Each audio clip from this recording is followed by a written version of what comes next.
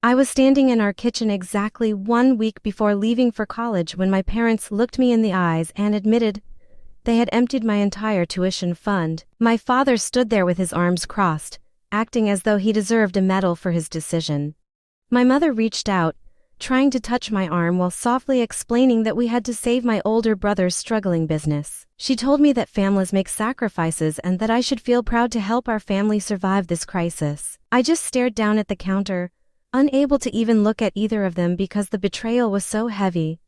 My brother Leo did not even bother to say thank you when he walked into the room a few minutes later. He just gave me this smug, satisfied grin and immediately started talking about expanding his company using the money that had been saved for my education since I was a little kid.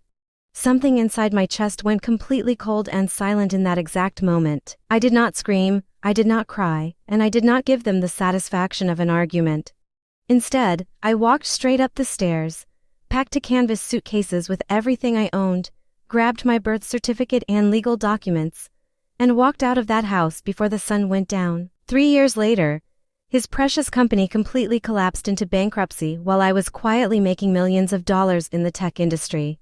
Suddenly, the very same phones that had ignored me for years would not stop ringing. Growing up, I was always the quiet, observant child in a household that only celebrated the loudest and most demanding voice. Leo could walk into the living room with a half-baked, ridiculous idea, and my parents would immediately praise him as the next great American entrepreneur. I could come home with perfect report cards, prestigious scholarships, and glowing recommendation letters, and they would barely glance up before asking how I could help Leo with his latest project. For the longest time, I desperately tried to convince myself that this was not outright favoritism. I told myself that every family has a favorite child, and mine just happened to be the one who needed constant attention and rescue missions. Whenever Leo made reckless financial decisions, my parents rushed in with open wallets to shield him from reality. Whenever I achieved something major, they treated it like an ordinary expectation rather than a milestone worth celebrating. I started working after school at 16, saving every bit of birthday money and skipping normal teenage luxuries because I believed education was my only ticket out of that cycle. Every single dollar I earned went straight toward textbooks, advanced exam fees, and future living expenses to ensure I would not burden my parents. I honestly believed they were working hard and making sacrifices right alongside me. But looking back, I realize I was completely alone in that struggle. Leo lived his life as though consequences were things that only applied to other people, never to him. He leased a luxury sports car before he even had a steady income, rented an expensive downtown office he could not afford, and bragged constantly about becoming an overnight millionaire. My parents admired his misplaced confidence, so much that they completely ignored every single red flag, calling him ambitious while I quietly knew he was just incredibly reckless. The closer my college move-in date approached, the stranger my parents began to act whenever I was around.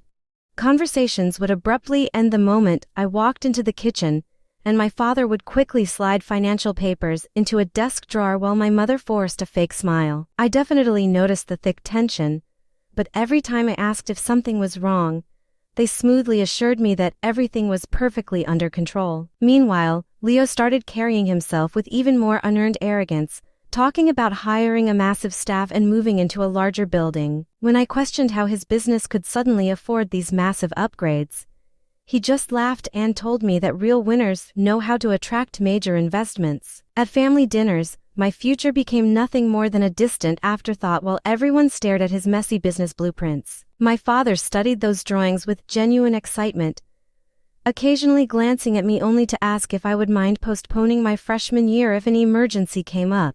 My mother completely avoided eye contact every time he dropped that hint, and a heavy silence always followed. I had no idea the decision had already been made behind my back, and that I was being erased from the family plans one secret conversation at a time. When they finally confessed, they expected tears or a desperate plea, but my calm response caught them completely off guard. I simply asked if any of them thought I deserved to know before my entire future was traded away for a failing business. Nobody could look me in the eye, and that deafening silence told me everything I ever needed to know about my place in that house. I realized I was not just mourning the lost money, but the family I thought I had. Leaving without a concrete plan would have made me exactly what they expected, a failure who would eventually come crawling back for help. I refused to ever give them that satisfaction, so I rented a tiny room near campus and spent 48 hours straight calling financial aid officers and scholarship committees. I explained my sudden independence honestly,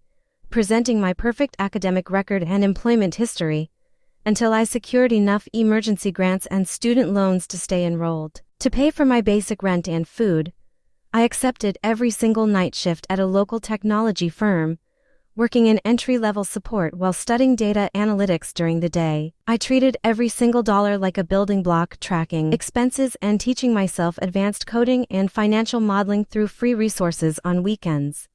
While Leo chased flashy appearances, I focused entirely on building high-value skills that no one could ever steal away from me. I never posted about my success online, and I never called home to prove a point because my absolute silence was my greatest weapon.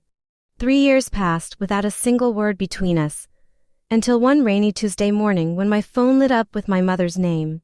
I let it ring out, but within an hour my father and Leo started calling and texting frantically, begging me to answer as soon as possible. Curiosity finally got the best of me, so I searched Leo's company online and discovered they had officially shut down due to massive debts and fraudulent contracts. The exact expansion my parents funded with my future had destroyed them, and my father's voicemail sounded completely broken as he asked for my financial advice. I simply locked my screen, placed the phone face down, and went right back to preparing a presentation for my new venture capital investors. For years, they assumed my silence meant I was drowning, but it actually protected the incredibly successful life I had built entirely without them.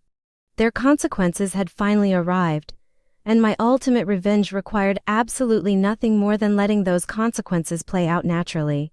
The desperate messages eventually shifted from demanding quick financial fixes to quiet, hollow apologies for choices they could no longer undo. Extended relatives eventually learned the truth about why I vanished, and the family dynamic shattered as people realized my tuition had been stolen.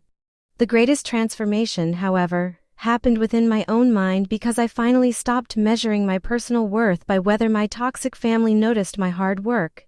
I learned that true self-respect only begins the moment you stop asking people to value what they have already chosen to completely ignore. You can waste your precious energy chasing apologies that will never come, or you can quietly build a life so beautiful that their approval no longer matters. 3 years ago, I walked away with nothing but 2 suitcases and an uncertain future. But today I wake up in a home I paid for myself. My success was not about hurting them. It was about achieving the absolute freedom to finally live on my own terms.